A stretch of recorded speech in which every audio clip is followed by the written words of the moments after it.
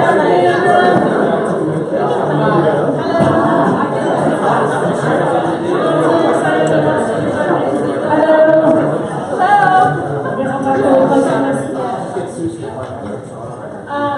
you everyone for coming today. Good afternoon. My name is Brandy Lassen. I'm the president of the HSMAI British Columbia chapter.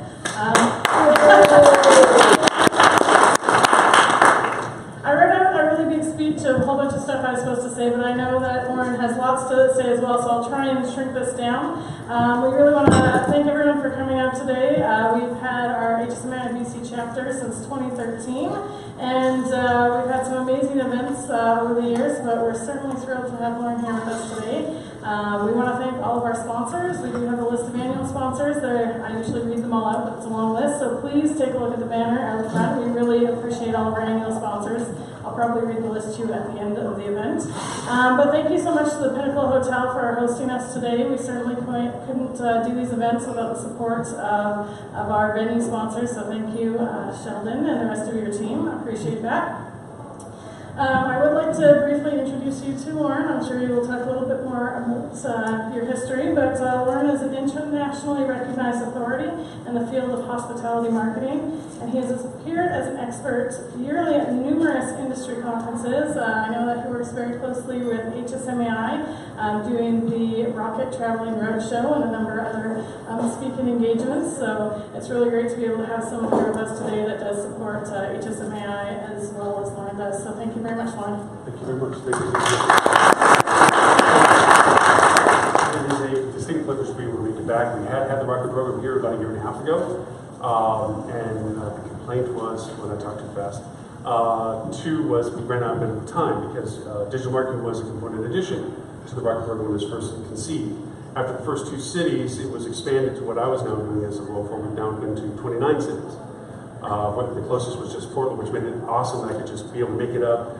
Thank you to the invitation to be able to do so, and to spend a little bit more time on things that we ran out of time last time. Before that time, this time. I'm trying to figure out how much time. Anyway, so I also know that it's also difficult to go and get engagement, especially in rooms where you're working with sometimes working with competitors, and also team members, also in strata of responsibilities, titles of roles. Sometimes you want to ask a question, but sometimes it seems maybe it's too naive or too simplistic, and therefore you be quiet about it. All good. You can, but that's okay, you may not. But I have on here a link. This link, as you can see with this little stick on the middle table, I'm recording the session. For those who were with us earlier in the membership group, you already know what this is. It's a camera, I'm recording what we're doing. Record audio as well. The deck will be also on that link as to all the links to everything we discuss. Templates, slideshow, everything that's on there will be in there that we have that you can play back. For anything you find of interest to it or anything that you want to get back to, anything I refer to, the links will be there as well. Nothing will be missed. If we add something out of our conversation that I don't think I had on there before, I'll make a note of it so that it does get added into it, because really, literally, as much as I have 75 slides to try to give you today, we're not probably going to spend all the equal amount of time on them as I would like, but also I'm hoping for tangents and rabbit holes. This is a unique opportunity to spend time talking about things that normally get breezed over in presentations, whether it be a high-tech presentation, rocket presentation, American hotel ownership group. I mean, I get to talk about it and show and kind of do like show and tell, like, here's something fun, man, we got to go to the next thing. Here's something fun, we got to go to the next thing.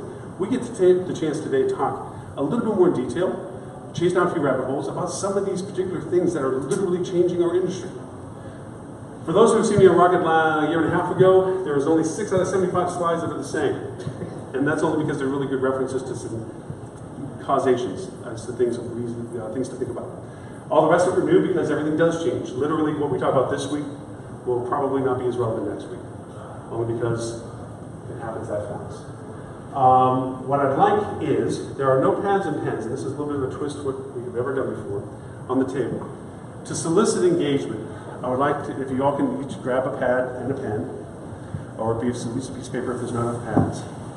I have 2 questions to ask, and I would like you to take a moment for each of the questions, because everyone has an answer to both of these questions. It's not as if there's no answer to this question. The first question is, what was the inspiration for being here today? What was the reason why you're spending money and the privilege of your time with us today? What is here? And don't say obligation because I'm a board member. Got that one already. And not because I'm a sponsor. Got that one already. But what?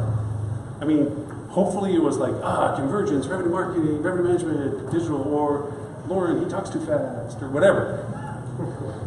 Or talks too much. But what is your inspiration for me today? The second is knowing what the topic is supposed to be about. What were you hoping to learn from it for a problem in the future? What is that problem in the future that you're hoping you might learn something from today? Is there something coming up? Revenue issue, new inventory to market, brand deflagging, brand flagging, brand saturation, brand marketing, non-brand marketing, tier marketing, destination inventory overload, new product build. I mean, these are just that. But what is a problem that you have in your mind that's coming up that you would hope that something about today's conversation would lend itself to? And the reason why I'm asking is because I am literally going to point to individual people and ask that you give an answer to your first question or your second question. So we put into context some of the expectations we have in the room, and hopefully for you to realize that it's okay to talk. Get up, stretch, coffee, walk around, bathrooms there, because I will talk too much, I will talk too long. We're going to go over 1,001 things, hopefully, and hopefully with your engagement, we'll hit the things that you're most interested in talking about rather than just my next best guess. That's what we should talk about. So, with that in mind, let me ask someone there, unless you want to volunteer, what was the answer to your first question? What is an inspiration for you being here? What is something you're looking to get out today? Anybody want to volunteer before I start appointing people? Yes, sir.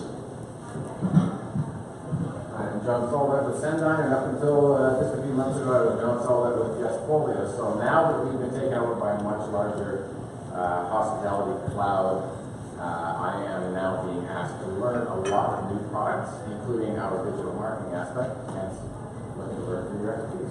Thank you very much, and I know lots of people in your organization. It's a very large. I actually live down in their neck of the woods. I'm on the other side of Florida. They're in Boca, and I'm on the other side. I make faces at them a lot.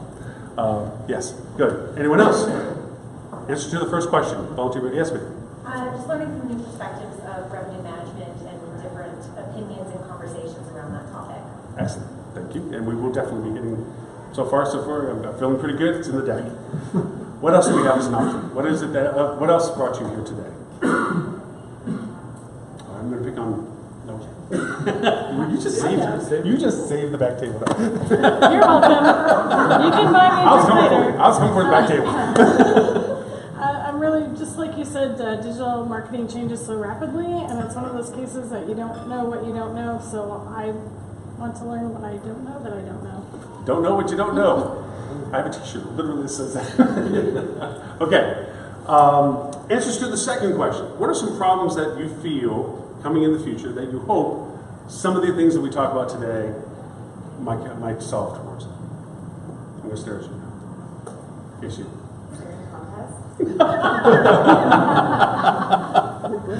I wrote the evolution of integrating marketing and revenue departments and the challenges that is. You just read that off my body. Like, yes, we're going to put the two together. Perfect. In that case, I have a great answer, or hopefully a great answer. Another answer to the second question. Yes, sir. Brand integration, part of Marriott Starwood merging. Oh, yeah. Okay, before how many people from Marriott Starwood here today? 1, 2, 3. Okay. So apparently Eric didn't do his job. And What's up with that? Wouldn't the biggest entity in hospitality industry, have at least no. I got to tell you, I was really disillusioned with the new membership program. I was surprised by it. I understand the politics of it. I understand the process of it. I actually have some good friends within the process of how they figured this out. It was just a surprise to me. Because SPG had what it had, Marriott had what it had, and you would think between two good ones there'd be a greater one. Instead, it seems like two good ones turned into okay. It's weird. It's weird. So maybe we'll hit a couple points on membership and loyalty, if you don't mind, with that as well. Because I think, and it was stated in the merger, the reason why Marriott bought Starwood was literally for the membership program. It wasn't about a hotel asset management ownership. It was literally about the membership and rewards program. So it seemed kind of odd for that being the austerity and the cost that they. Maybe it's an evolution.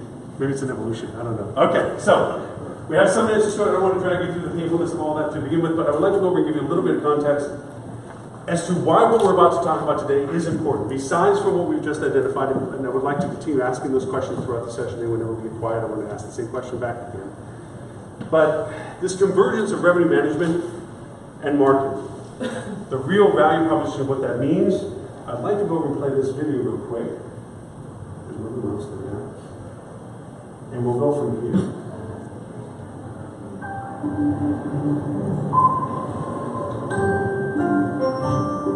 If you are sitting in the United States or Europe right now, you've probably never used a Chinese app.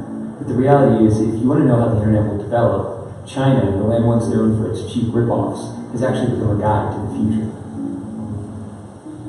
You know, the internet is the internet, but for China, the internet is more like an intranet. It's largely walled off from the Western world by this incredibly complex system of filters and blocks that we call the Great Firewall. And basically, the Great Firewall blocks any foreign site the Communist Party doesn't think it can control. So that means there is no Facebook, no Twitter, no Google. Instead, what filled the internet vacuum was a generation of Chinese copycats that have grown into huge companies. So for Google, you had Baidu. For YouTube, you had Youku. For Twitter, you had Sina Weibo.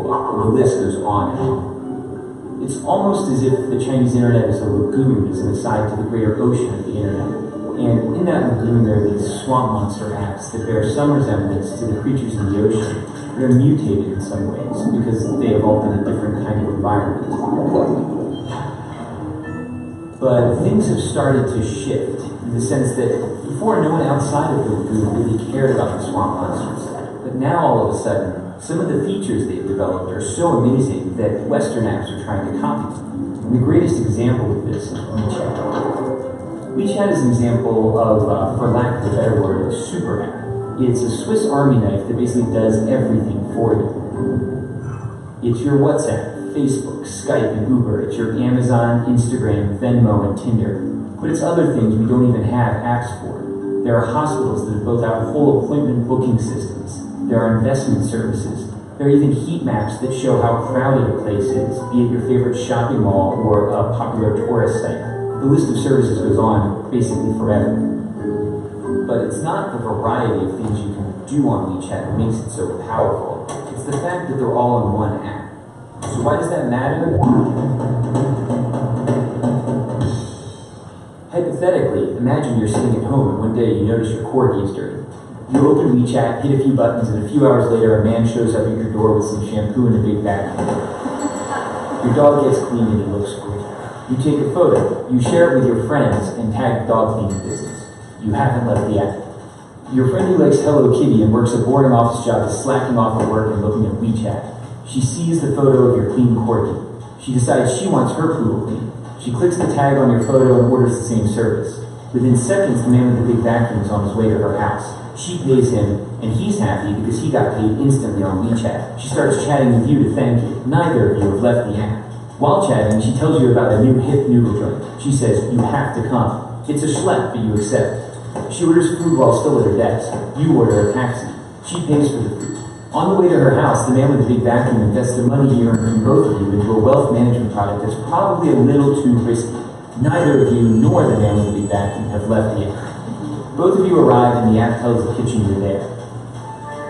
Your WeChat profile photo pops up on the wall. It's an old photo from the year you had that weird part in your hair. Of course she makes a comment. Your food is served. You notice your meat is a bit overcooked, so you snap a photo and post a disparaging restaurant review. You're already on your phone, and you remember you still owe your friend money because she paid to transfer her money. Neither of you, the man with the big vacuum, nor the restaurant, have left the app. At the restaurant, there are no menus, there are no waiters, there is no cashier. There is only WeChat. By rolling so many functions into one single app, it's altered the concept of virality. It's no longer just videos or images or tweets that can go viral. It's a dog washer, noodles, all sorts of companies and products that get the push of the social network. Here in China, that network is 700 million people. Sounds great, right? Well, it is, but using a single app to find a date, schedule an oil change, or notarize a document also enables WeChat to collect a staggering volume of personal data. They know what you talk about, who you talk about it with, what you read, where you go, why you're going there, who's there, how you spend money when you're online, how you spend money when you're offline. The list goes on indefinitely. For advertisers, this is a miracle. It's the combined data of Facebook, Amazon, Google, and PayPal, all in one place. The problem is, all of the data is information Chinese companies are forced to share with the Chinese government, which has a long record of human rights violations, and isn't exactly shy about stalking its citizens. So if you're not in China, why does this matter? It matters because we're starting to see a number of Western tech companies attempt to replicate super apps like WeChat. For the companies, it's incredibly powerful, and for you and me, it's convenient and even transformative technology. But of course, it could also be problematic. Concentrating so much data in so few hands could lay the groundwork for an Orwellian world where companies and governments can track every single movement you make.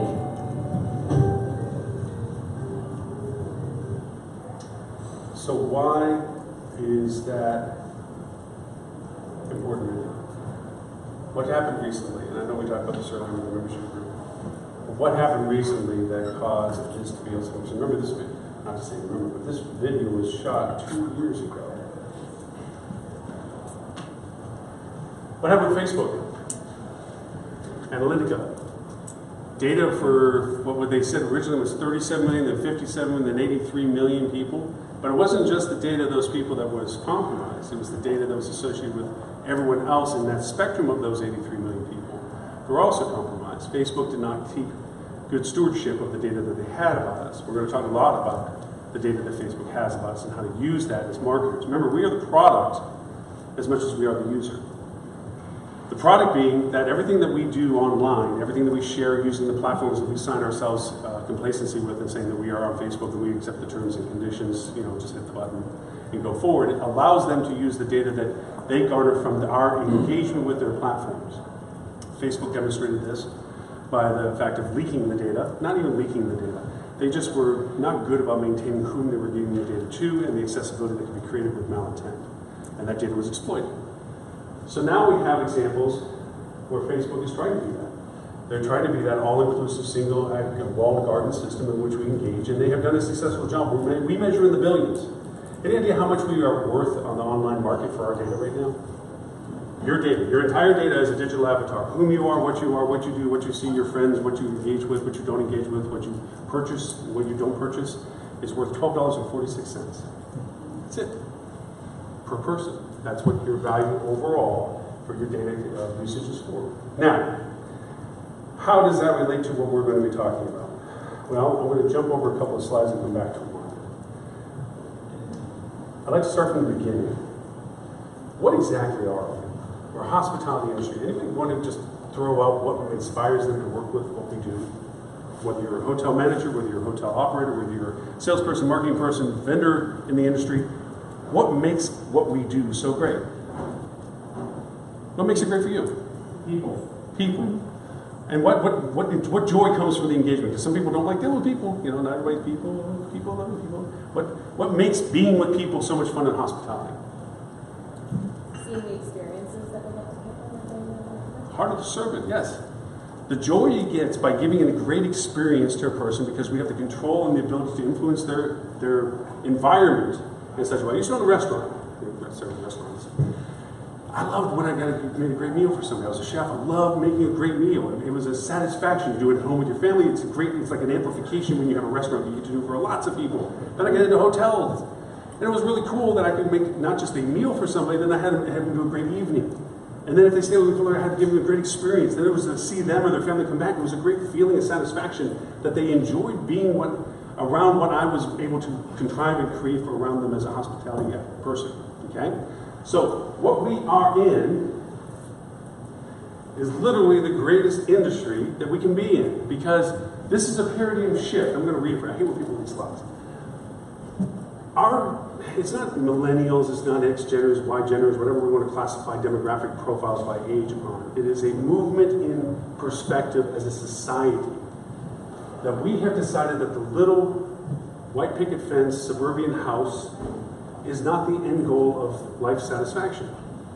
Instead, it's more towards experiencing life enjoying those experiences and sharing them. That's what we do as an industry. That's why it's so great to be in the industry we're in. Because we are literally the product that most people want to have.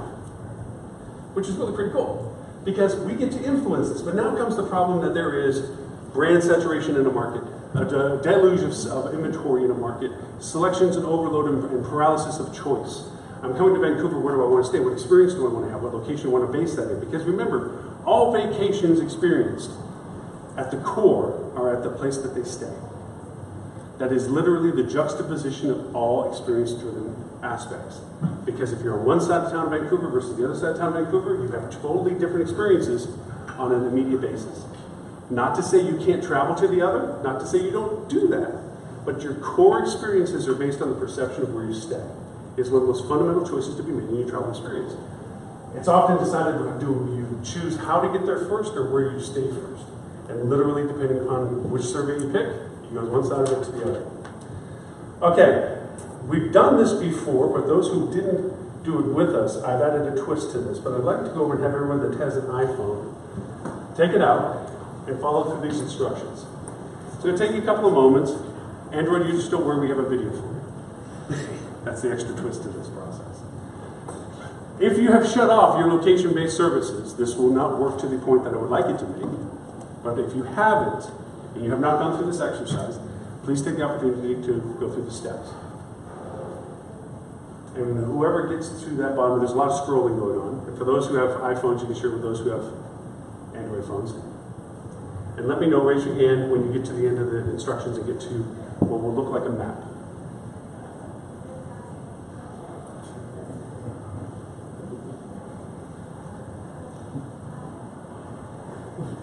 Anybody there yet? Yeah. What do you see? Well, only 4 locations because I just got my new phone. I'm safe. Okay. And what do you see numbers there? No, actually names. Ah, good. For those who are at that point, you'll see that there's a map, and in it there's circles of where you were and the duration of time that you were spent I there. don't have a map, but I have all the listings and the date. There you go. Different rendering. Oh, but if I click on it, then you get the map. Yep. So your phone knows this. Now, Tim from Apple decided to criticize Mark from Facebook that Apple doesn't treat business like Facebook treats business. Facebook's use the data that they know about you and customize that relationship, hence the analytic problem. Tim Cook with Apple has said that this data resides locally on your phone and that it will never be used outside of the intent of its usability on your phone. The creepy part, if there's a line for this at this point, is it's still your data available to somebody else because anybody can tap into your data on your phone. So this is data that you may or may not have chosen to be used for other purposes. I had to do my passcode to get to that point. What's that? I had to do my passcode to get to the That's location. good. That's good. In that sense, again, I even had to change it. It was before frequent locations, and I had to change it to significant locations. There's constantly like little that they do as they go forward. Now, that's for the iPhone users. Google has a slightly different take on this, and we'll play this video. We know that Google is tracking us. We agree to it when we set up our phones. So we wanted to figure out what exactly Google is learning about us throughout the day. So here's what we're going to do. We have 2 identical phones. The only difference between these 2 phones is this one is in airplane mode. Both of the phones lack a SIM card, and they haven't been set up to access any Wi-Fi networks. So for all intents and purposes, these phones have no connection to a data network. We're going to keep them with us throughout the day. And while I travel around DC, we're going to figure out just what Google is finding out about me. Our first stop, Sim's convenience store, just outside of Fox Bureau, for a quick coffee. From there, we took a walk to the Capitol and took a quick walk around the Senate office buildings, and then decided to hop in a car and head around town. Hello. Go to the Children's Hospital, please. To run our test, we had to do more than walk the block, so we took a tour around our nation's capital. First, due north to the Children's National Medical Center Hospital, then west to St. Albans School and the National Cathedral. Our tour around town was a 14-mile journey that lasted more than an hour. The entire time, the phones had no access to the internet. Oh my goodness. Not a Wi-Fi connection and not any cellular data service. It almost seemed quaint to assume that Google wouldn't even be able to collect data on me. Let's head back to the bureau, my friend. Oh, that church is beautiful. Google's business model is simple. Collect data on its users and then use that data to sell targeted ads. It's a business model called surveillance capitalism. But does that critical data collection work even when your phones aren't connected? So we're back here at our Fox Bureau in DC, and we've got both of our phones exactly how we left with them. The only difference really, I snapped a couple of bad selfies at the National Cathedral. But otherwise, they have stayed in my pocket for the entire day. So let's find out what they know. This is our man-in-the-middle device. It's basically a Wi-Fi network that these phones are going to connect to once we turn their Wi-Fi on. It's going to pass data through it on the way to Google. But on the way, we're actually going to get a copy of the same data that Google's going to get. We'll be able to decrypt it and then find out where we've been throughout the day. Within minutes, the numbers rolled in. The phone that wasn't on airplane mode registered more than 100 locations, 130 activities, and even 152 barometric readings. As soon as it hooked up to our Wi-Fi, it transmitted 300 kilobytes of data straight to Google. The phone even logged our exact locations, tracking us all around town, the Capitol, the hospital, the school, and the cathedral. Now you may notice what's missing here is the exact route that we took, but it got that data too. It knows when I got out of the car. The metadata has a time log down to the very second, tracking everything. When they think that you're walking, riding, and yes, even getting out of the car. Okay, so you're thinking, this isn't a big deal, I'll just put my phone in airplane mode. Yeah, we thought of that too. This is the other phone that we had with us that no SIM card also remained in airplane mode the entire time. Let's see what kind of data it captured. The phone with airplane mode activated actually logged more locations and activities than the other phone, and it also transferred hundreds of kilobytes of data to Google as soon as it was activated. The only thing that's missing from this map is our stop at the Children's Hospital, but it still knows we were there. There it is. Exiting vehicle, 100% accuracy. Through complicated user agreements and free software, Google gets users to sign away their privacy for nothing. They're even following you into places that most people would expect total privacy. Government buildings, a children's hospital, a private school, a church. Every move you make, every step you take, Google is watching you. Surprising, isn't it? And that is not just on your phone, obviously. It's shared back to Google, who uses that to interpret its usability for us as marketers in determining what it is that we want to do with that information. Why is this information important? Why do I need to know where you work? Let me ask a different way. Why do I need to know when your Nest thermostat turns up its temperature when you get home and turns down when you leave? Why do I need to know whether your refrigerator needs food? This is the Internet of Things, right? Oh, please, go ahead. Well, I was just going to say tendencies, patterns, you can take advantage of all. Exactly. You can optimize it with your marketing. Yes. And timing, understanding. And where you are based on what you are, based on where you are. And I can go over and tailor that message. Because going back to the earlier statement we had made, it's not about spending more money, it's about spending the money you have wisely for people most interested in it. For those who are in the membership program, we talked about workflow, identifying your data sources, and collaborating what your message is to those people that have already identified themselves most propensity and interest to something. For all of us old enough to remember, our phones were our phones at one point. They had barometric meters and cameras and GPSs and everything else, and it just this montage pile of electronics turned obsolete. But that doesn't mean the phone stopped doing all those things. It still measures barometric pressure. It still measures, GPS location. It still does all these things. It is literally a tracking device in our pocket that 96% of all people don't keep farther than 3 foot away 100% of the time. Just imagine if you lost your phone. Oh my gosh. Well, I have a watch now, which is cool. That's the same stuff though. Okay, so let's go backwards a little bit because this has to have some relationship to revenue management and these are aspects of what's in the world of marketing right now, digital marketing right now, technology right now, the Internet of Things right now. This is the swirling maelstrom around all of us right now that's going on. And we are engaged with it for our own purposes, which is to somehow translate that usability into what we do as a daily hospitality business. Ultimately, at the core, if we keep our values of hospitality expertise and professionalism to being serving to the guest, and knowing that the data we have about them is theirs, not ours, we will never do an analytical. We will never be out of context of what's best for our guests. The problem is, we don't. And marketers don't, and service providers don't. And now we have rules like GDPR, which we have to talk about. This is very relevant. This I took from ideas because Jane, in a wonderful cocktail reception, loved my idea that I said, revenue management is like driving a car with only the rear view mirror.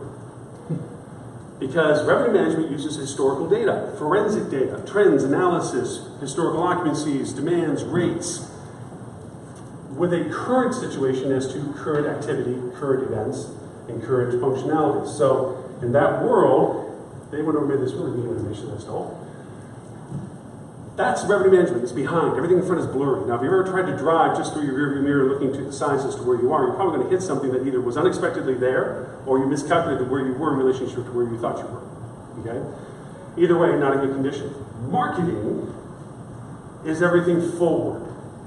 Everything about what's happening, when it's going to happen in the future. What people are beginning to engage with, what people are beginning to look at, what is bringing them towards you in that proverbial funnel discussion, which is so outdated. It's not a funnel. It's like a big blob. It goes in different directions at different times for different things. If you don't believe it, when was the last time that you went on to line to go over book a hotel room and find yourself at Amazon buying slippers? Because it never goes in a line. It goes from like, oh, squirrel, and there you are. Okay? We also create problems for ourselves, and I'm sorry I had to jump back to that slide to do it. We don't. Nope, to that. This actually was one of the slides I had from before because it still makes its point. This is literally the categorization from Marriott as to business segments, where we categorize people.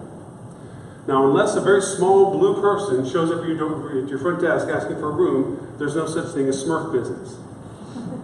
But we have Smurf business. Why do we categorize people like this? Why do we say, oh, that's Smurf? I mean, we know what the acronym is, but why do we call them Smurf? Why do we generalize people? Yes, to identify them as some similarities. But we can't do it so individually. Now, we just went through the show that we can, there's technology out there that allows us to do a market of one. We can identify an individual based on what we know about their trackabilities, I guess, at the very least, and then Facebook will get into their filters as well. But for us to say, keep some semblance of humanity, we have to categorize them. We do it in our own personal life. We stereotype. Oh, that person, they're that size, that height, yeah, that's the, you know, you immediately categorize people according to familiarities. And you treat them at the beginning like you would treat them as you have been treated before for the same similarity. Our problem is that it does none of us justice. It creates lots of our problems that we have in the world today, unfortunately, but it creates a problem that way I generalize how I engage with you because I've already made assumptions about you that are not warranted in anything other than my predetermination of what I think you are. And that is a killer of marketing, for us to make that presumption because it is never correct in every context. And I'm going to give you an example later on to point that out. So, this is how we see our engagements with our guests. Whether it be revenue management, whether it be marketing, we see it as we got to get them, they're about here, they're gone. Anybody know what the current lifetime value proposition? Well, I think there's two mathematical equations that have happened in our industry. One is displacement analysis, the longhand method. I don't know if anybody still knows how to math out displacement value without going to some quick calculator. And the other is lifetime value of a guest. Anybody remember how many return visits were originally calculated for a lifetime value of a guest? And this only goes back 4 years. 4 years ago, there was a certain number of return visitations that were mathed out as what was called a lifetime value of a guest. It was 12. Marriott has now made it 5. Why? Because there's so many diversifications of opportunity in markets that to determine past the 5th creates an statistical probability that must mean that you have to reassign them as a new guest because you can't map the potential of them being a 6th time guest. And that's only from exposure of inventory and product. Because in all essence, there's always been lots of hotels and markets, granted, maybe not as many as there are now, but the diversification of opportunity is massive. How many times you just sit in paralysis of choice?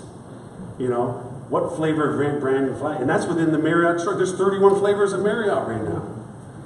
You know, and then you have all the other intrications of other brands that are trying to assimilate variations to their brand. I mean, I do a live show every Friday, which I invite you all to attend. We have about 6,000 people to join us each week, 28 different countries. It's live and simulcast on Facebook, YouTube, Twitter. And we got all these people coming in, and we had one of the most notable shows. We're up to show 145 this week, I think. We have a guest in from the product. We have people all over, and they're doing support of HSMAI. There's no sponsorships or anything. It's just people join. We have special guests from all over the place, brand included. And we did a show, and we read the product tagline of a brand and see if we could guess it. Never got one of them. Then we had pictures of rooms. So you would think, okay, at least the amenities of the room would give some hint to what the brand is. None of us got it. I mean, we think we're pretty savvy on the brand stuff, and we're like, not a clue. I mean, I think we got Courtyard because it's kind of ambiguous and residency. We could get those because of the extra room space, but that was very outside. But most of the other ones, nothing. We couldn't guess it.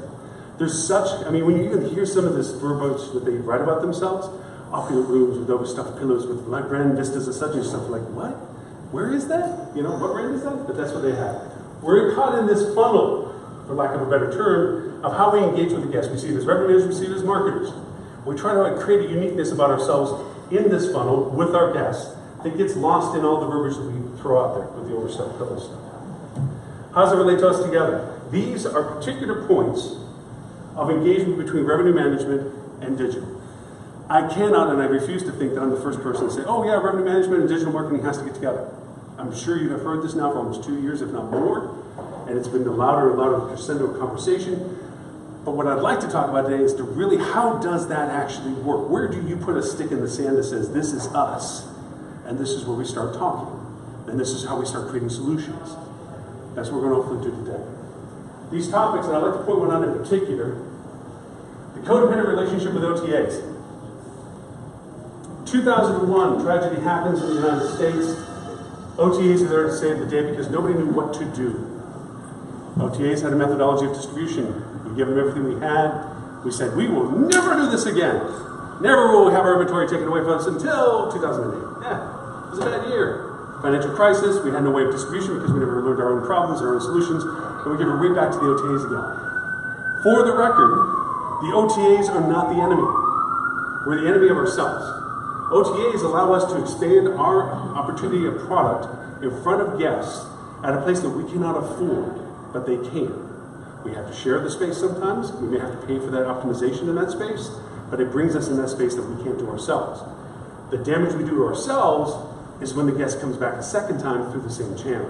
That's bad. That's on us for not converting the OTA to a direct channel guest. I'm going to tell you exactly how you can help in that conversion process.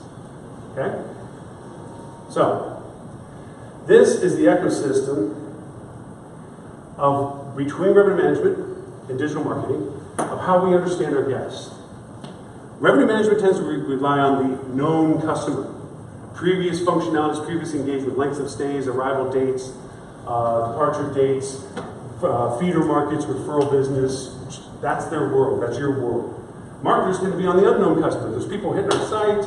They're engaging with our stuff. We know something about them. We don't know a lot about them. But we know that something's happening. That's the unknown customer.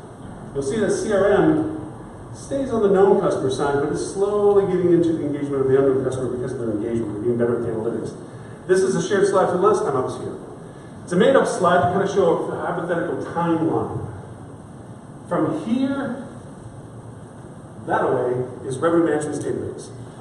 You have your prime booking window, which is historical. Okay, you have your booking date. You have your length of stay. You have your arrival. You have your length of stay. You have your departure date.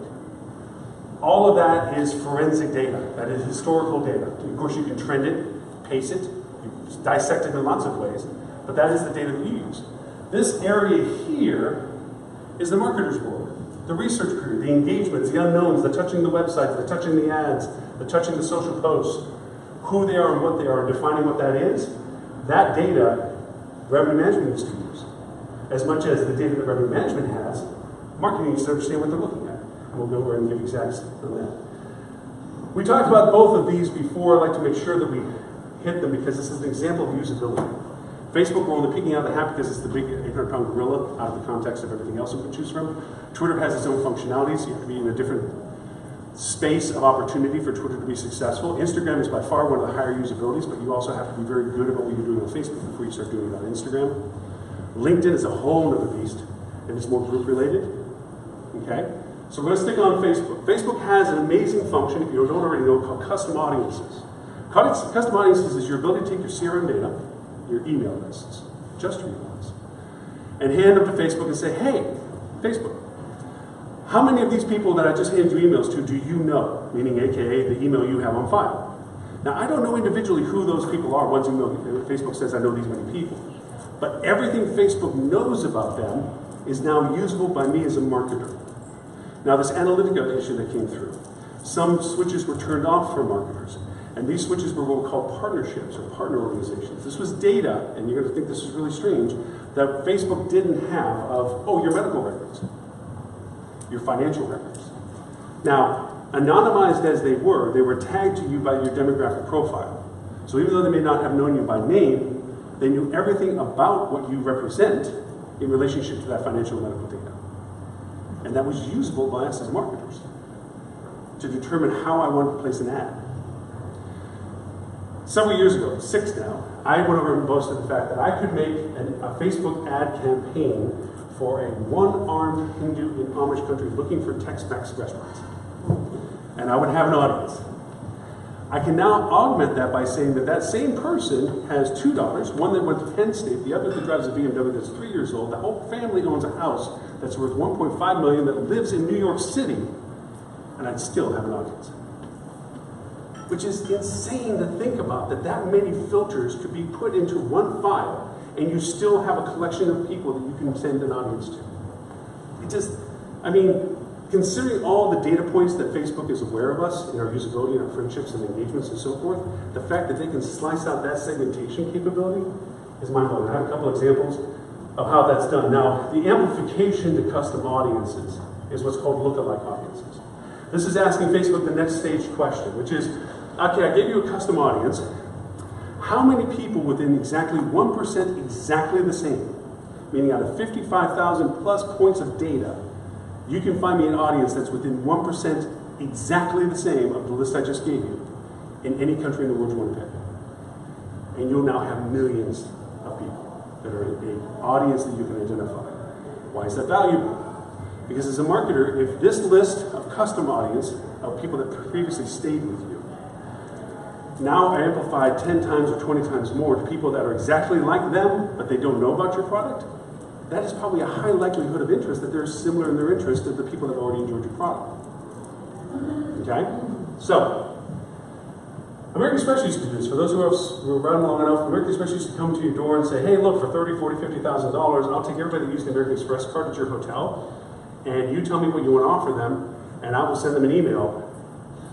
And you don't get the list, mind you, but I'll send them an email, people that stayed at your hotel that looked like yours and so forth and so on, that were similar to people that stayed at your hotel. Now you get to do it for free on Facebook. Here's some examples of usability. For those who may remember this example, please don't blow it up. For those who have never seen this, please answer the question. I went over and in a hotel had 2 weeks out, a group lock dropped. 62% of the entire occupancy of the hotel died. 2 weeks out. It was through a tragedy that they canceled. We had an attrition clause, but they were a repeat annual guest. It was a tragedy that created the scenario. We certainly weren't going to leverage the attrition clause for the short-term gain. So we're left with a 62% occupancy hole. Revenue managers that we have in the room. Which, by the way, how many do we have in the room? Revenue managers-wise? 4, 5, 6, 7. Okay. What do you do? 2 weeks out, you're 62% in the hole. You were sold out.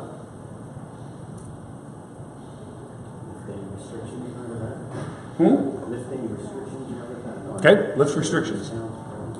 What else? Open channels. Turn the pipes up. Yeah. Adjust What else? pricing. Adjust pricing. Yes. Just off your entire comp set because you're in the basement. Everybody that's already previously booked with you and the other 38% have decided to go over and resell back up and put money back on the table. Any functionality from what I've just heard requires rate, right? Got to drop rate if I'm going to generate any residual demand. I know I'm going to lose money on the table, but I got to pull something in to fill that 62% hole. Any variations we missed in your mind? Fill in some favors. I'm curious what those favors would be. Okay. Instruct your OT partners, tell them what position you're in. Yes. Say, look, I need some help. What Right. do I do? And usually they'll be happy to comply, and usually you're asking what incentive value you're giving. So again, to a great question, but yes, it is opening channels as mentioned, it is changing rate as mentioned, but yes, that is a lever to pull. This is what we did. We made custom audiences. We took everybody that was on the books for that weekend, and we made a custom audience out of it. Then we took everybody that was within 150 miles. Why 150 miles? They're more flexible from us. Drive market, yeah, flexible, easy to. We're already past the flight window, 21 plus days is usually flight window. So drive market, 2 weeks. And we also took everybody that had stayed same time last year.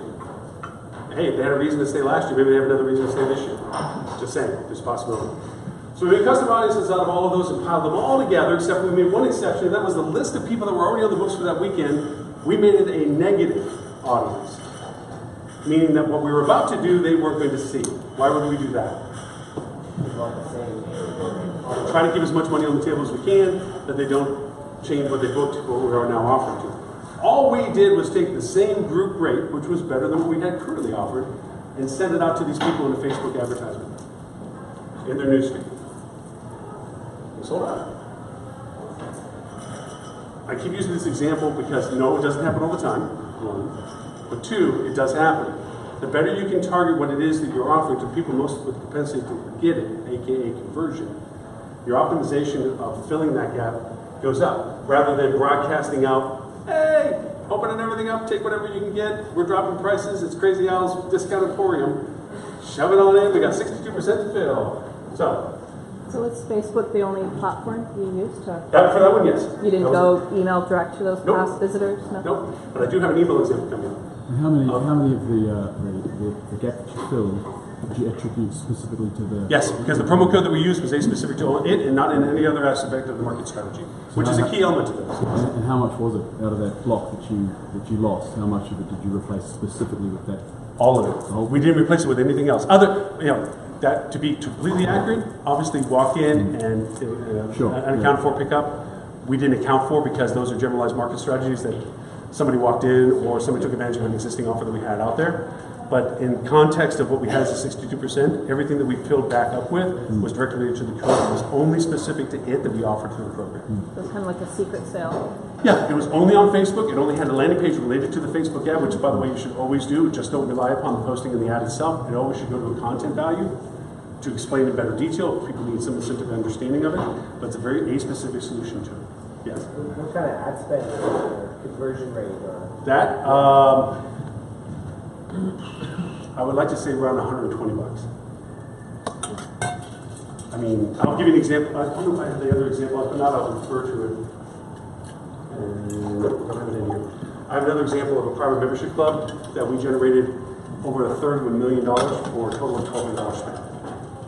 Again, the more you target, the less cost is related to, because the inverse happens. If you have a more dedicated audience, there's less gem realities, so the actual audience cost per engagement is a lot less because you're dealing with a smaller audience to listen to. So it actually enhances the opportunity for more finite gem. Now, you can get too finite, you can get too many rabbit holes, and none of them work because you're too, when Saturn and Pluto are lined up and the sun's in just the right, and it's a full moon on Tuesday, a little too many filters. But there's a balance between size of audience and conversion capability. And Facebook will help you. And just not to just jump out of context with this, Facebook will help you for free. There's a platform called Blueprint. There'll be a link in the page I have you. It is a free training tool. Facebook wants you to know how to spend money with them. So they're going to want to train you what they're capable of doing. But the Blueprint program is a step-by-step process of exactly what we just talked about. Yes, ma'am? What did you customize your audience? How big was the audience base? Oh, it wasn't that many. It was only a few thousand from the CRM database. I mean, honestly, genuinely, it was only a few thousand. So really, the conversion value was in the high 20s. Because, again, we tailored the actual audience so specifically to the opportunity that it was only going to the people most likely to be interested in it. Us broadcasting to feeder markets or just general market you get down into the lower conversions at that point. So very tailored to that, it had to give us the high conversion. Great question. Thank you. All right, meetings initiative, and again, this is an example of, I had the pleasure of speaking at Focus Right a few years back now, and I was in Florida at the time, and I didn't want to fight the traffic. So I called the hotel that was at, which was the Westin Diplomat in Hollywood, and say, how much is your room rates? They said $499. I'm like, yeah, company's not going to buy that. So fortunately, the hotel company I was working with at the time had a hotel just up the road. So I contacted them and I said, hey, you guys aren't sold out, right? Because, you know, we can't displace revenue, that kind of thing. And they said, sold out for what? It's like, the big conference down the road.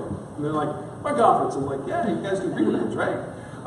So they weren't. They were 70%, 60%, something like that in occupancy. And I said, so what's your rack? And it was $399. Now that wasn't what they're asking, that was rack. I said, okay. So I made this ad. If you can't read it, basically it's saying, hey, attending Focus Right, enjoy 4-diamond service for almost $100 less, just 5 minutes on stage from the conference. I targeted this to everybody that liked Focus Right. Because remember, on Facebook, you like what you work for, you like what you're interested in, you're liking those pages. Those are filters that you can use if they're a substantive size. So I targeted everybody that liked Focus Right, and everybody that was their prime A sponsorships, because obviously they had a skin in the game. They were showing up because they were putting money in. And I sent them that ad. It turns out we ended up selling the hotel out, getting a bunch more thousands of followers to the page at the time. And we thought, wow, that's lightning. That's amazing. 2 years later when they came back, like a monkey with a red button, did it all over again. Got the same kind of response. Because we were targeting what was specifically interested to a particular audience at the time they were most interested in. Now, where revenue management stepped in was knowing that timing. Obviously, the interest in the business and the event itself, those are predictable functions within the revenue management paradigm. So, knowing when to put these out. Social is not a pure direct channel. Never will be, never has been. But it is a massive amplifier. Picture an electric guitar without an amp, and then put it in an amp, that's social media. That takes what you're doing and makes everybody hear it. It doesn't mean that's the reason music, it just means you need to amplify the story. So, F&B initiative, and this goes back to our conversation about why am I interested in where you are and when you are, is proximity marketing. I had a restaurant that went through a multi-million-dollar renovation on the beach, been established for over 30 years. Well, in that time, they had generated 71 direct competitors within walking distance. Restaurants, small little downtown area.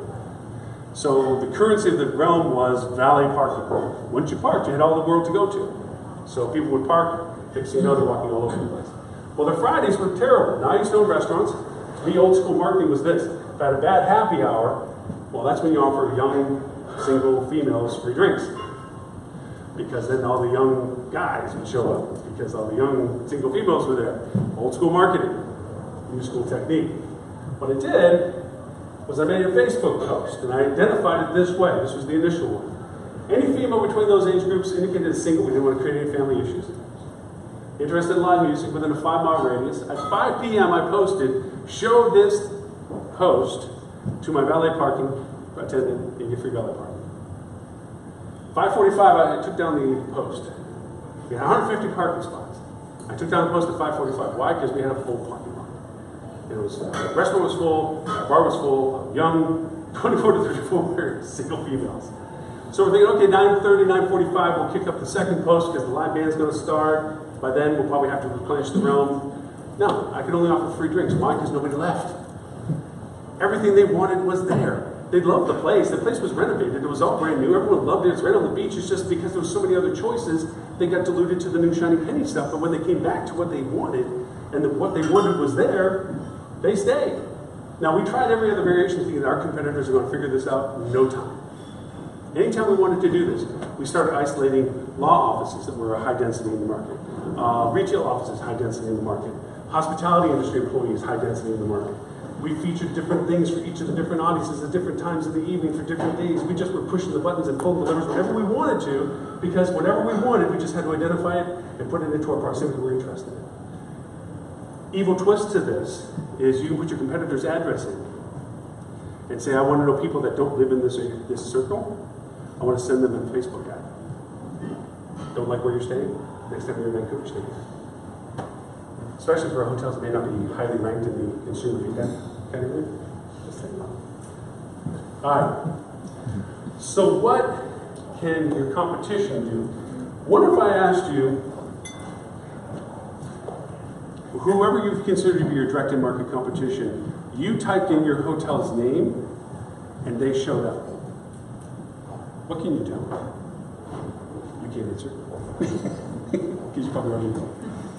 What can you do? But if you type in your own hotel's name? Or your own hotel's name. Word for word.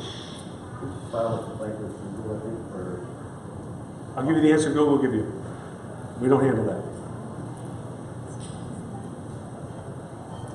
Their trademark requirement only states that the context of your name cannot be in the content of that ad. They are perfectly able to use your name as a keyword target for their ad campaigns. So you use their name as part of your Fire with fire, I say. No. I had one actually in Toronto that was doing that to a hotel I had. And I called them nicely. I said, hey guys, guess what? You may not know this, but in your keywords, you're using our hotel name. And they, in their slightly Quebec accent, referred to something I can't do to myself, and then they said no. So I decided to see what their budget was. Found out that they were putting too many words in one basket, namely their brand words along with a bunch of other stuff. So I made a very specific ad campaign that was all about their brand name, and I kept blowing out their budget every day. And then I call them after a week and go, hey, guess who's calling you again? Listen, if you don't want to keep losing your money, take my words out of your keyword basket. They were a lot more responsive to that. This is what Samsung did iPhone. I think it's brilliant, actually. Obviously, awkward, you meant to see Samsung. But what it can also mean, and this is an example of a hotel that we were going through Madison with Rocket, so I didn't find one in the next one, so I kept this one. There's a lot of variations to your name that you don't often give credit for. You know this from all the times you have to negative your words out. You have to make sure that you are constantly refining what you're referring to in the context of yourself. To know that there are 15 Vancouvers in the world, there's 12 Niagaras, 15 Victorias. There's a whole mess of variations to what you think is a unique name from your own under the context of your own location, but in fact it's a very homogeneous term when it comes to multiple locations. So the need to identify yourself in the singularity and negative out the things that drain your ad campaigns for unnecessary exposure are a finite necessity. Okay, we talked about attribution strings. And again, I'm harping on the marketing because we're going to get back to the revenue correlation here in a couple of minutes. These are functionalities and forms associated with marketing. Now it's been almost 3 years ago, Google took away our usage of keywords, meaning the words that were used when people were searching, and instead gave us what's called attribution strings. And what that means is, and you can't read the color codes here, is that it would tell you if it hit your social network versus your direct channel, versus your organic page, versus your paid ads, and it would rank it according to the most profitable based on conversion and revenue generation. Now obviously this means your website's set up to track these things, which is a whole different discussion we don't have time for about goals and event scheduling on your website. It's a valid conversation you should have with whoever is handling that for you, brand included. But let's suffice to say that if set to where you would track the engagement of all your programs that you do on paid, you have on social, that's identified in your organic page, this would show you the string of correlations. Now this goes back to the refinement of content, not just shotgun content, but refining your content. If in the string, and all of this, we can track. When they go to our social platform, we know which post they went to, so we know what they saw. When they see our paid ad, we know what paid ad they saw, so we know what they were engaged with. When they go to our organic page, we know what page they went to, but if the page has too much content to it, or too many shotgun things, we don't know why that page is of interest. So let me explain what this means. If they went to my social post talking about the Tulip Festival in Ottawa, okay? And then they went to my direct page and they went to my top 20 things to do in Ottawa, one of them which was the Tulip Festival. And then they went and saw my paid ad that was about the Ottawa Tulip Festival. What was on the organic page that probably brought them to that page? Tulip Festival. So you learn to splinter that content, put it into a separate page so that augments the conversion rate, because now rather than having to discover one of 20 things that you have on a page, you now have a separate page that now means that that attribution string even improves its conversion, because then they're not having to waste their time with unnecessary content on what brought them to that page. Instead, they're finding specifically what drove them there from their social or paid or direct channel. So that's the value proposition of what that attribution strings do to you. A warning with direct channel plugins. I don't know for those of you who have independent hotels, you're using services that will show your price in comparison to OTAs if it's better. Or if you're using products that will help by giving a gift if they book with you direct. But when you give them the ability to track through your website, the code that they give you allows them to track everything in your website, including credit card information. So the world of securities and what ifs and how abouts, you got to make sure that you limit what they track to the conditions of the contract, and that requires only 4 items. And you actually need the person that handles your website and handles your tracking and what you do to put these things on your website, brand included, although in the case of it, not so much of a need. And instead, you make sure they only refer to stuff, because what happens is these sites, not only in addition to tracking all that data, they'll hijack the traffic from you and take credit for themselves that you pay commission on. Simply because if they make any engagement being close to the checkout button, looks like you're trying to leave the page, anything like this, they'll go say, oh, let's save the day. Click, and they stop the session that brought it in, which may have been your paid campaigns or whatever you did to solicit that traffic to your own website, and they assume value proposition of it, and then charge you for whatever that may have been the reason for them coming to your website. Fun to say, this is where I stand here, and great to say that very few tracking pieces were on it. Normally, websites will have 30 to 40 tracking systems, because what you don't know is when you sign up with things like Sojourn, Adara, on and on and on, they have contracts with outside operations that allow data to be transferred out to them or shared through their process. So whatever tracks through them also tracks to their affiliates. So all of a sudden you might have a lecherous amount of people actually getting traffic data from your website for a single contract. Another thing to be mindful of. Great place to stay. All right. Limitations. We're about to conclude our marketing conversation and shift into the dynamic of revenue management. From what I've told you so far, I'm able to isolate this kind of information about people, individual aspects of people, whether it be through Facebook, whether it be through another platform, or through Google Ads, does the same thing. You would think that both of these people, based on these points of content, would be the same. So whatever ad I think that would be relevant to these points of information will be received the same by these two people. Fair to say? Except for they're not quite the same people. There are limitations to this process if you rely upon the sole entity of familiarization of data points. This is the humanity of our process that has to get stepped in. It's not just what we know about people from the data. It's about our engagement with us and our property that defines their value and what we want to do with them. And that comes from the humanization of our hospitality experience. And this is where you start bringing in some of the data points. I will talk a little bit about neat ways of using data that you as revenue managers, you as operators, you as ownership need to understand. Marketers have affluence to it. Anybody use Tableau at all? Yes? Excellent. For those who don't, Tableau is a really neat Excel access combination steroids, on steroids kind of functionality, creates correlations and draws comparisons. There's lots of other platforms than Tableau. This is not an endorsement for Tableau, it's just the functionality that I used for this particular example. But it does give some examples of how to use and interpret data. By the way, simply need to stand up and stretch because I've been jabbering for a while. Okay? Okay. What we did, when as revenue managers, when as owner operators, you would look forward and say, hey, I have soft spots on the following dates. And so you were to pull a slider over to say week 23 of the year. Say week 23 I need business. And in that slider, all of a sudden the graphics would change. And what this is showing is a neat point of data that most revenue managers don't know that they have at their fingertips that they need to ask their marketers for. When you go to a website, or a hotel's website in particular, and you ask for, or you go to the website, what do you look for? What data do you put in when you go to a hotel website? Go ahead. What do you put in? The dates. The dates. The dates that you're interested in possibly staying with them. Whether you intend to stay with them or not, you're checking rates, availability, whatever, you put in dates. I already know where you're at when you're on my website. Now I take what you're looking at for dates, and I make a little graph that says lead time. This tells me, by the size of the balloon and the number beside it, how much interest and how many days ahead on the dates I've selected that somebody's interested in staying with me. reproducible. So I have that. But the next step to it would be kind of fun. And that is, wondering if I go over and determine, based on revenue contribution historically, length of stay, ADR, and so forth, what those particular feeder markets represent. So as a revenue manager, you can make the choice, look, I'm looking for a 199 ADR. Historically, Philadelphia has been a 167 at best for that time of year. Why do you know this? You can go into your CRM, pull out everybody that has a Philadelphia zip code, and see what rate they pay.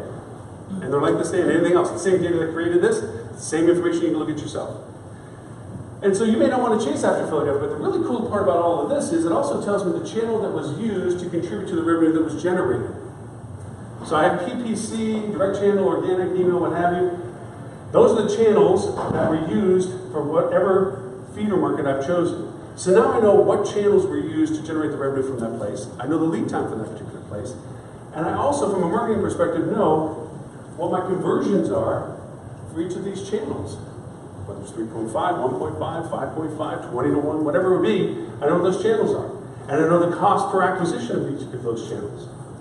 So in theory, I can literally make a budget that says if I spend X number of dollars in this market, on this channel, at this lead time, I should be able to generate this occupancy at this ADR.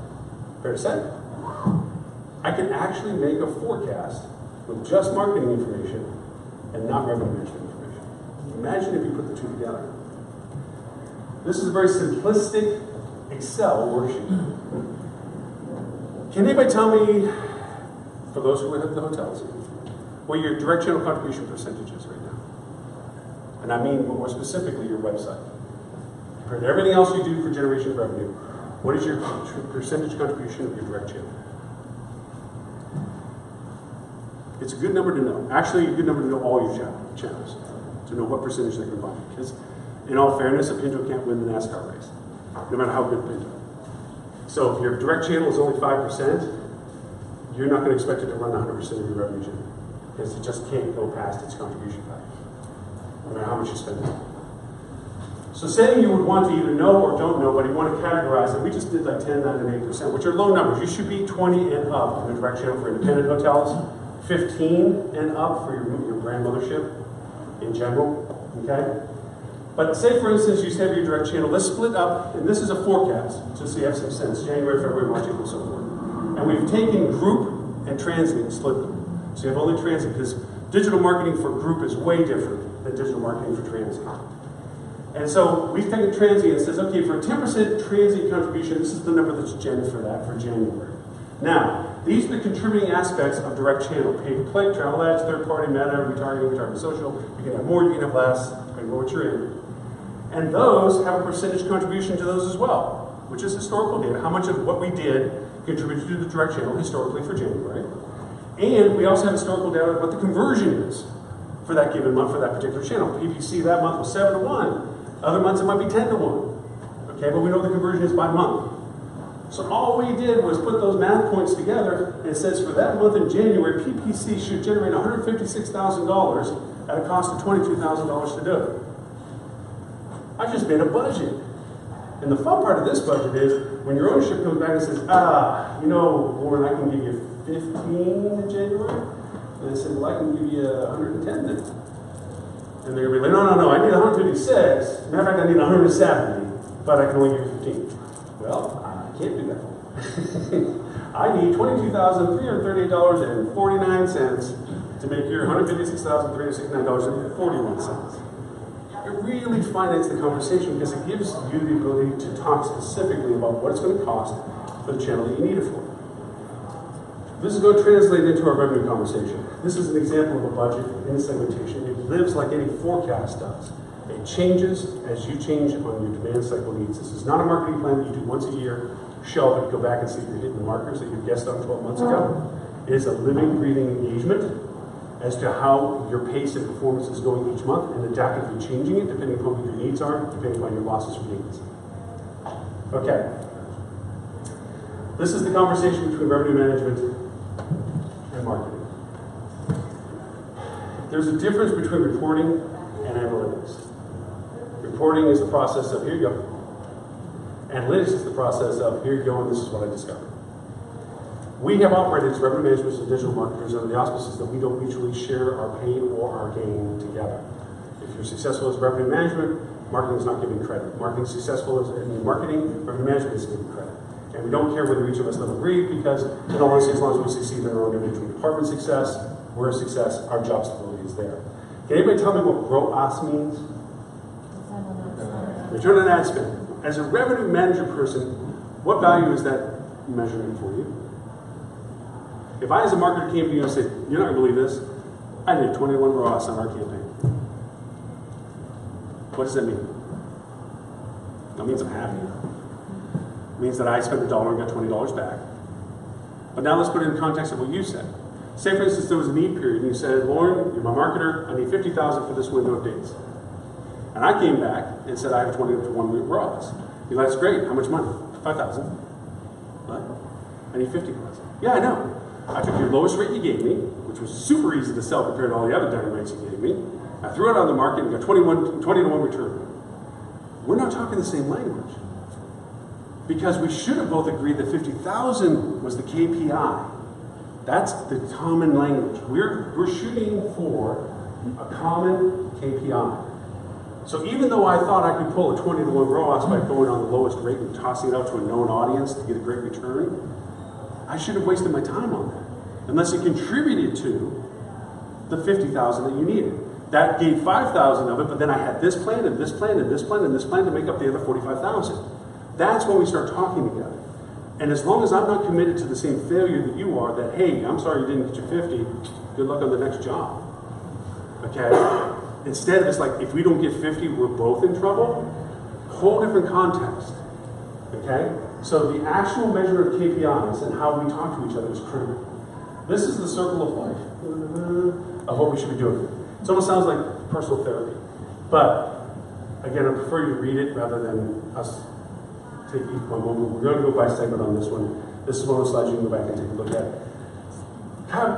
Collaboration is actually critical. We actually want to sit down and have a beer together and say, "Hey, look, where are you at? What do you need?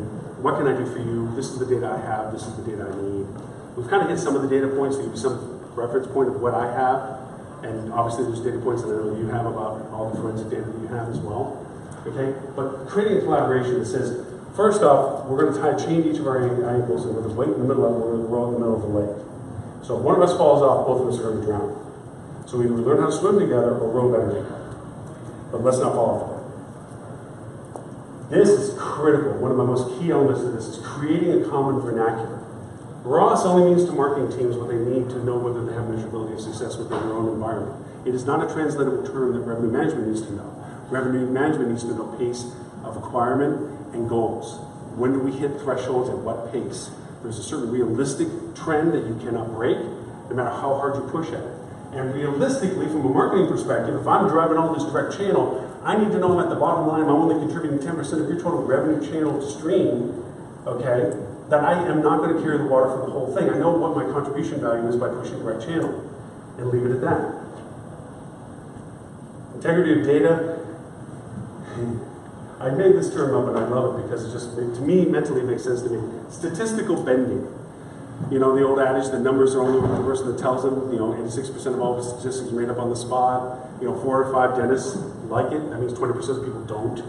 That's not how they say it. It's phrasing the data to make you always look good. You have to strip that away and realize that it has to be raw. A marketer and a revenue manager should be able to walk to each other and say, "Here's my data, and I screwed up. It did not do what I thought it was going to do. And I need help knowing what I can offer to rebalance it back into the side that we want it to be on." And not have the revenue manager going, "Wait until the next meeting, we're in the same room because I'm going to torch you." Vice versa. So we don't send only preferred data, we send all the data. We share all the points of interest to this. We're totally transparent about the data that we're sharing. This is the good, the bad, the ugly, it's got warts, nasty, it's great, it's fantastic. Whatever it is, it's shared for success and failure. It has to be, because we're on the same combination at that point. And believe me, from an owner's perspective, an operations perspective, any perspective outside of our two that are engaged, they're going to go, "When did these two get along?" And more importantly, they're going to say, "My gosh, I'm so glad they're talking to each other because revenue management seems to know what's happening before it happens. Marketing seems to know what to do when it does happen. And we seem to be exactly where we're supposed to be at the right time with what we're supposed to be offering." Dang. hey, why didn't we do this before? That builds the trust, enables better decisions, because if you're looking at the data in its entirety and you're sitting around a table collaboratively dealing with the honesty of saying, what are we going to do about this? You're going to get better answers. This is the continuous improvement. Anyway, this is what it creates. It creates the usability of all of these different fractions of our industry. The fractions that don't talk to each other, the disconnections of technology, the disconnections of data, the symbiotic creation between all of this. This creates a singularity of content that is then usable by us. That your PMS system, your CRM system, your online campaign management, your third-party data services are all a collaboration of data. That's the ultimate of what we want to get out of this. I don't mean to be pushing through this. I know we're running a little bit short of time as much as I said, boy, we have so much time. But these are the slides I want to make sure we get to spend some time with. These are some of the ways that these things and answers can happen. It is a matter of methodology, understanding, and metrics. It's not just randomly choosing a channel because we haven't tried it. It's not randomly saying, well, let's go run off to the OTAs because they always have an answer. It's collectively making decisions to determine at what tier they represent value and what do they contribute to the channel that we're to ask them to use. This is when marketing gets beyond its direct channel, major direct contribution, and instead begins to augment all the other channels. Begins to amplify the opportunities that the other channels represent. Now you're talking about true symbiotic relationship between marketing and revenue management. Because now you're making choices on channel, its value attribution, its contribution value, and its cost. And putting that towards revenue goals that are mutually decided upon between both departments. For those with OTAs, I told you I would give you a direct answer to how to convert the OTAs so that the second time around you would be able to augment direct channel amplification and do channel shift from the OTAs. For those of you who use this, you know, well, now you don't even have to use this, but to know, OTAs will send you a bogus email in confirmation to a booking.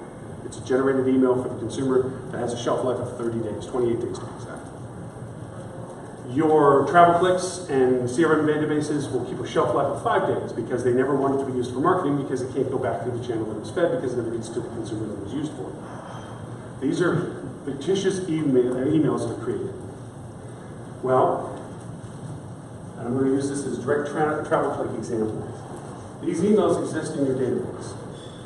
So what we did was, now how you set it up as revenue manager is your choice. You either have it as assigned by channel or assigned by promo code, but they're assigned to your OTAs. Okay? So that means that the codes that are being used by the OTAs to generate your revenues have a specific number of code access to or channel description. Make a new pre-arrival letter that only goes to the channel or those promo codes. It says, hey, Mr. Smith, either value add or wish you wanted to know, but say, we're going to welcome you, we're going to send you an inventory, a receipt, or we're going to send you a free cup of coffee, we're going to send you something, but we have this email, can you put your real email in so we can go over and send you this, whatever we're going to give you? And it converts that email of gibberish not usability into an email that you now can put into your own separate database and use to target them directly for the next generation of opportunity business. And it didn't cost you anything. Just change how they're talking to you. OTAs honestly don't mind this because OTAs are not in the refurbishment of business, they're in the perpetuation of it. That sounds really good. Yeah, that's big. They're not for the recycling. Yes, they want to build membership or loyalty reward programs, but in all honesty, they really want to go over and generate constant funnel generation because what sells you to them is the fact that you offer inventory they can offer way up into the discovery phase and not so much in the retainership in the low end of the funnel, which is the perpetuation of the conversion. They figure they're going to get them back again another way anyway. Don't reinvent the wheel. People have data better than you, airlines in particular. I made the really foolish mistake of calling up Expedia after they did a hackathon, which they opened up what's called APIs. Okay? And these are connectivities to their data sources. And they had these really cool APIs for a hackathon in Europe where you're able to pull flight data. I have a lot of clients in New York, so we have 3 major airlines there, or not airlines, but airports. And so we start pulling data on rate changes and lift, because you got to figure an airline, not to reinvent the wheel, because they have both ends of the pie. They create demand and do the supply factor. They don't put multi-million-dollar aircraft into production use unless they got a real good reason that they're going to fill that thing up. So they do a lot of figuring out of what they're going to do to airlift from different locations and so forth. So we start tracking through the APIs what that information was. We start correlating that with Tableau or with MicroStrategy or with Watson or whatever else you want to R. There's lots of platforms to use out there. Correlating their shifts in rate and inventory to our historical rates and demand cycles and created correlation values and determined that sometimes they knew well ahead of us what was coming and planned accordingly. So we would, I remember the first time we did this, our comp set was like, you're knucking funds. We went over and stayed at rack when nobody had nothing. And you know how you blink, you know, prime booking window, you didn't get the forecast you wanted because you modified it because you only wanted a little bit more money, you didn't think it was there, but you jacked it up anyway. And then you had to come back to reality and start dialing down your rates because it wasn't coming through. And it was during prime booking window because you had to kind of get the occupancy at the end of the day. Well, we just stood firm. And we're sitting there, and they're like, oh yeah, they're dropping their rates like they planned up because the demand was there. All of a sudden, boom, we were sold out, racked out. And they were still hunting for whatever's left over in the bottom. And we're like, after that, we're like, oh, this stuff's good. Let's get used to this data. Well, my mistake was I called Expedia because one of those APIs shut off. There was 5 of them. And I said, hey, your flight prediction model API, that turned off. Can you turn it back on? They're like, what? That was still open? They shut all of them off. Anyway, I had to go to the FAA and do scraping, which is taking data from a website that they don't want you to, and taking data out that way. But again, the idea is that the data is available out there that you can use to create really weird correlations as to why other people in the same market space for different reasons are doing their own trending. These we've talked about before, and I did a little bit of show and tell with some stuff. Last year and a half ago, I showed this, which is a 360 camera. As a matter of fact, last time I was here, we recorded the whole meeting in 360 and broadcast it up, which means in VR terms, you put the phone in the VR thing and you could sit where this was sitting and be a part of the meeting. This is the 3-axle gimbal that I use now with my phone, which totally, it looks like a little mandolin, at least it does to the TSA, or a machine gun, either or. And it holds the phone and it holds its steady cam. Now, you've seen where they made movies before, and they got the whole big harness and they're walking around. This is it. This is what you put your phone in. You walk around and you're doing a steady cam shot with. This little drone. This is it. Double axle gimbal camera that's smart. I can turn it on, fly around, tell it to watch my face, and it'll fly around and watch me. Or fly wherever I want to with hand gestures. $75. Why am I pointing all this out? Because Google is making things available that never existed before. You can do a 360 tour now, just announced 2 weeks ago. No, actually 1 week ago. You can make your own 360 tours. We'll get to that in a second. The idea is that that was 75, that was 139. The 360 camera, I think, is $299. Video is going to be one of the largest, if not the most predominant voice in content in the next 18 months. It's already grown as fast as they expected it to. It's continuing to be on the same pace. It says, like they said, a picture's worth 1,000 word, videos even farther than that. The usability of interfacing with voice activation, and I don't mean this as a taunt, but can anybody tell me how to make sure that when I ask Alexa when I travel to Vancouver where to stay, that your hotel shows up? But you actually can, or your marketer should be able to. It's called snippets. They add snippets to your schema, which is terminology that may sound completely alien, but in the marketing world, they're functional. And if you add snippets to your schema, Alexa will actually choose your hotel over somebody else's because you did and they didn't. And how much do we use Alexa now? Google Assistant, yes, ma'am. I'm just out of curiosity, I'm almost convinced that my Amazon Echo listens in on my conversations because I'll say like, I'm interested in going somewhere. The next day I'll see ads all over my Yes, phone. that's me. Like, this is creeping me out now. Yeah, that's me. There's limitations to it. Being a good marketer, I used to say the only difference between marketing and government is the government knows you by name, the marketer knows everything about you but your name. All of the information is useful. But I'm not actually telling Alexa that. I'm just having a casual conversation. Yeah, it's listening to you. It listens to you all the time. All the time. And that's.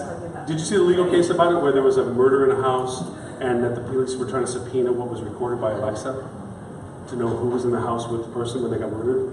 It's data. So when you're thinking about putting Alexas in your hotel rooms as a convenience factor, there is a huge privacy thing going on. Because unless you're telling your guests, let's put it in contrast. Would you want to stay in a hotel that, as you're checking in, say, oh, by the way, I have little cameras in your room? They're not on. We're not going to keep it or anything, but they're there. Don't think you'd be happy staying. That's what Alexa is. That's what Google Assistant is. Actually, let's jump to that real quick. Let's see, slide down to where we'd like to go for it. Let's go here. I think this is the one. This just came out last week. Whoa, that's not it. Sorry, that's the back. Yep.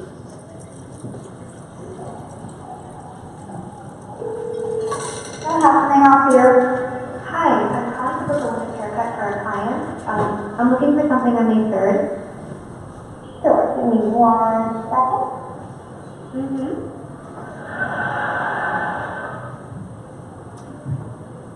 Duplex came out.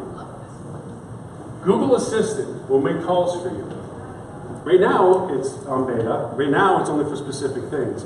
But that was having Google Assistant back saying, okay, Google, make me a hair appointment. It will go into your contacts, see who you have make hair appointments with, look at your calendar, see what you have available. Okay, it might ask you what day you want it on. And then it will make the call and sound like that. And engage with another human voice and make the thing. I mean, and I bring this up because it's like we're in sales, we're in marketing. When are we going to talk to real people, not real people? When do we have our phones start doing our sales calls for us? Or when do people start calling us up about information about sales and we're not even talking to the person?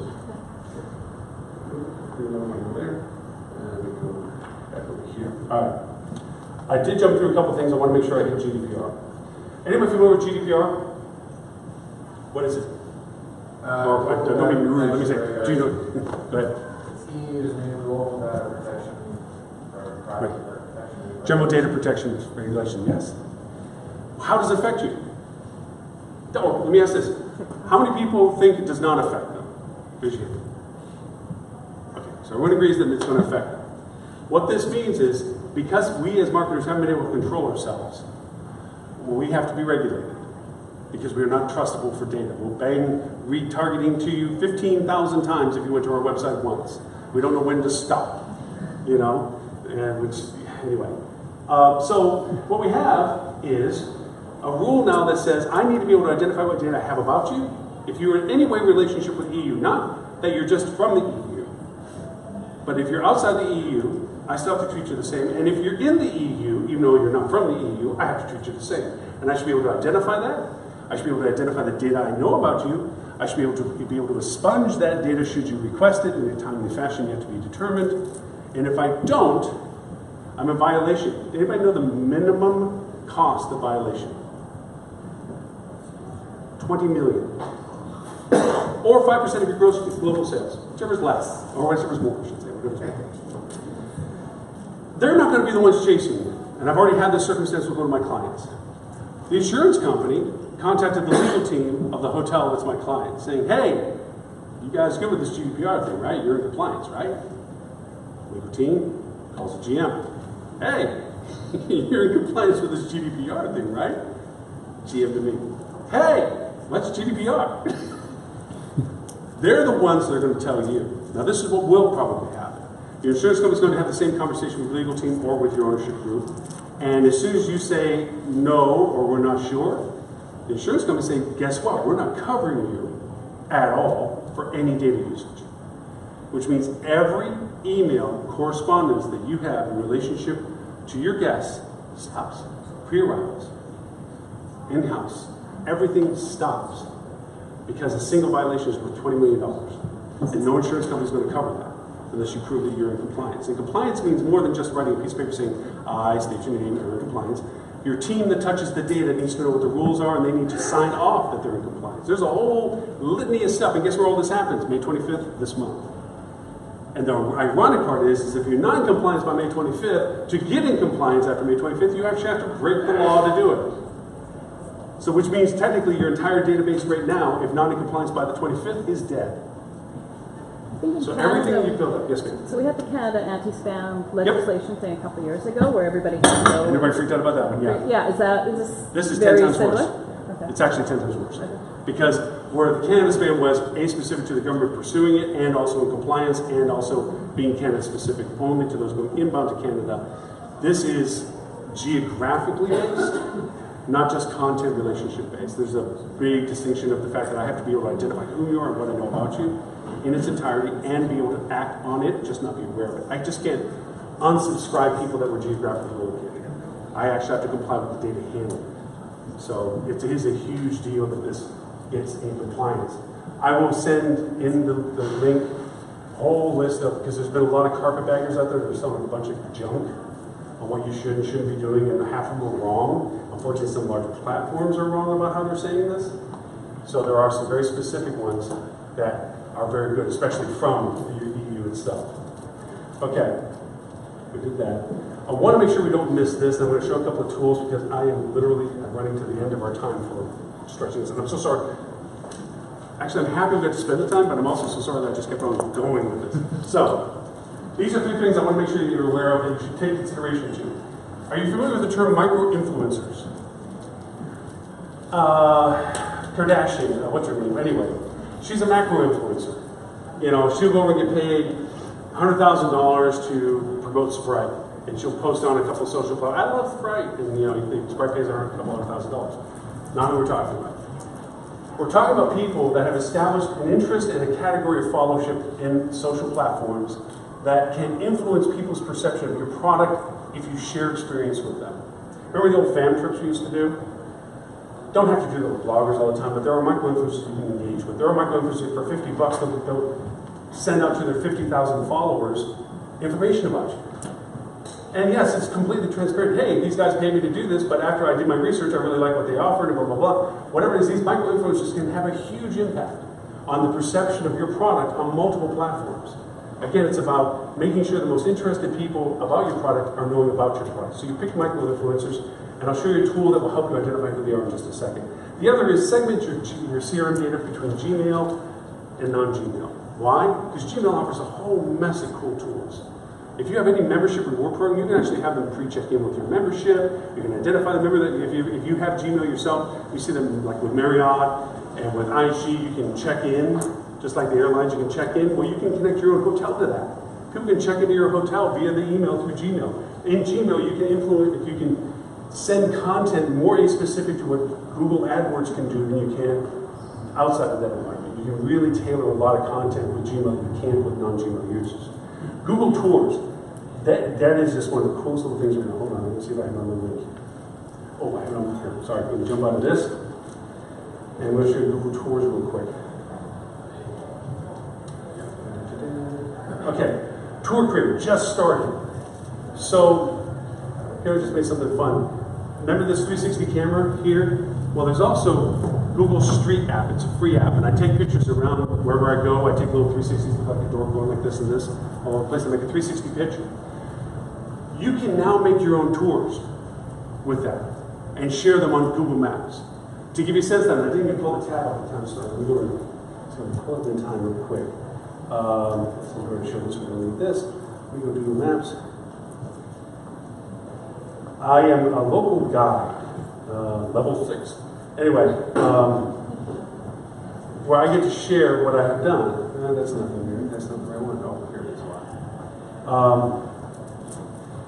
As I travel around wherever I get to travel, I go over and share what I do in 360s. And I got these notifications from Google. Congratulations. Your pictures have been seen by 1.5 million people. My pictures, by 1.5 million people. It's mind-blowing to me where, by the way, if you want to get really spooked, Google knows exactly where you've been like we did with the video. It has, there we go. So, as an example for one that I did in Florida, and these are ones I've done through the course of time, and they just started out with some of these, or just a few, but let me get down to some. Where's the one from? I did one as a lark in front of a client that I had in Florida, and it has 365,000 views. Here's one, just at Downtown Farmers Market in Fort Myers. 125,000 people saw my 360. That's me, because what the app does, which is really cool, and it's available on all forum platforms, is you take your phone and you do a 360 and you post it and it goes on Google Maps. So when people use Google Maps, they see that there's a picture there, just like you went on Street View, and you go over and people see your video, or you can see your 360, or see your image. Picture doing that in your hotel, and you can connect the dots. You can say, here's my lobby, and there's a little arrow, and you click the arrow and it goes, here's my meeting room, there's a little arrow, here's my room, or whatever. You can literally give them a tour of your hotel. Well, the other aspect of it is, you can now do tours in 360. And so now you can have somebody, you can put a 360 tour up, and they can literally put it in their little goggle thing, and look at whatever you want them to see in 360 tour. And the cost is free. Or you get one of these, or you get one of these, and you walk into your lobby, and you go over and say, here's a picture of us walking through and do videos. Using these things at the affordability that they are, the tools and platforms that are free, Google wants this to be discovered. They're going to share it wherever they can. This is what it means by using video. This is what it means by using new tools to all this process. And like I said, this deck will be available on the page. And I think I've really blew past our time with stuff to talk about. I'll put that back up as a previous example of something else. Facebook ads are something you need to look at, which is Facebook dynamic ads for travel. That means, if you've ever seen an ad that says rate starting at 109, you click on it, you can't find a 109 rate to save your soul. You know, it's just a leader lost. That's just a piss me off ad. This is dynamic ads. Everything about this ad is generated because of the information we know about you. And then on Facebook, it renders this ad, and that rate is available at that rate, at that hotel, knowing that you're a membership, knowing everything about what it is you're previously looking for, all that's generated, so that when they click on it, it's available for acquisition. And that's on Facebook as well. I have run out of time. These are some other fun things. In 2011, this was the ecosystem of services offered on digital marketing space. It was called the MarTech 500. This is 2017. It's called the MarTech 5000. It's not meant to be legible. That's the density of the diversification of what we have. So that, I think, pretty much in the nutshell. Oh, I want to show the one tool. Sorry, I showed the one tool about influencers. I want to make sure I showed you the tool. My wife is reminding me that I have to drive down to Seattle to fly out tonight. Red eye. This is called a Wario. This monitors what people are saying about you and where, and whoops, let me pick this one. The sentiment, who's saying it, what's being said about you on websites, on blogs, on posts, on YouTube, on all the social platforms, what they're saying geographically, where they're saying it, what their influence factor is. That's one tool. These tools will be on the site. This one's called Social Insider. I can look at and see exactly what I or my competitors are doing, what they're posting, when they're posting, the engagement they're posting, the success of when they're posting, what they're posting. These are tools that are out there. Now, you as revenue managers, are you going to use them? Not necessarily, but being aware of these things means you can ask these questions of your marketers. Hey, what do you do to figure out what the comp set's doing on social platforms? Hey, are you monitoring your comp set or what we're doing on social for engagement beyond the Facebook Insights or what have you? There's tools that you can determine what they're doing for paid programs and what their channels are, what their ads look like, how they're compared to you for your budget, what keywords they're using. These are all tools that are available to you for free or to like 20 bucks a month kind of stuff. You turn on and off as you need it. All these links will be on the site as well, so you can find them as well. I feel like I've put you through a long conversation and a bit of bacteria. I have a more for like a 1 or 2 question thing if you want. I mean, is there anything that I think I hit everything that was mentioned out of the context of the questions? If I missed something, I would be happy to get back. Yes, ma'am. I have 8 questions. Yay! Yes, no, 12, and 42. 42 is the answer to all of them. How long do you think it will take until revenue management and marketing convergence is a norm within hotels and is done well as a norm? By the end of next year. And I say that only because right now the momentum is increasing, and already, I would say 1 out of 5 engagements that I'm dealing with already have a collaboration process. And brand is going to be brand anyway, but they're already forcing the conversations themselves, and they're more of a driving force. So probably by the end of the year, you'll see it as a very active collaboration, except for those that have that legacy resistance of saying we've always done it this way. I have a follow-up question. In the future, what types of new roles do you anticipate surfacing Data scientists and analytics. Like revenue management wasn't a goal years and Right. years ago as a title, so that's what we see. Data analysis with AI. I think there's a humanization that has to still be required over AI. So there will be a unique position of somebody that will have to mitigate the AI's engagement as it grows into your usabilities, so that they can translate the value of what's being discovered, not just taking it the value of its discoverability. So I think there will be a uniqueness to that, and that will probably, from the current iteration of a current data scientist, mold into that. And I also think that there will be a new useful position of leadership liaison for us hiring talent into certain levels of positions that do not have the requisite leadership skills yet to manage those that they influence. We're putting people that are very talented in high-level positions, but they don't have the leadership skills to know the influence that they're creating. To me, it's always been, bring whoever you're going to hire as a manager and have them work with your team that live by paycheck. And let them realize the influence that they have in these people's lives, that they fail at their job, these people lose theirs. When they understand that connection, they're going to be good leaders. Until then, they're just managers. And I think there will be a need for that, because as we hire so many people high up in our organizations, corporate and what have you, that is not a connection that they have yet to make. And it's going to eventually reach a critical mass that most of the people we engage with will have that disconnect, and there'll be less of the people that remember that. So I think there'll be a need for that creation. Wow, sounds like, but anyway. More, or is there any other? Any other questions? She'll just keep going. She'll keep going. And now, because I'm abruptly ending this in some sense, like, oh, we gotta go, bye, see you. Please, my contact information will be on the site. You already have the contact information. This is an open dialogue. My passion, as you can tell, is I love this stuff. And it is not a matter of, this is not a business build. This is not me trying to do anything other than support what we're doing. This is for us to be in the same room and talk about the stuff in an equal way, to understand what's going on and how can we be better at what we do, because ultimately we're all in the same industry, or whatever faction we represent, whatever department we represent, or service we represent. So the more we collaborate with this, all boats rise. So please, please, please, the questions we didn't get to, please send them to me. I will take the time to answer all of them and share them on the page with it. I will also put the link to the live show that we have. I welcome any participation in that. It's an awesome dialogue to have people come and join the show and give their 2 cents, have a dissension, have a discussion. It's like coffee with friends. It's a lot of fun. And to that end, I think pretty much time-wise we're good, but thank you for the questions, thank you for the other questions, thank you for the input to all that, and thank you for asking me to come up and talk about all this stuff. Y'all have a good day.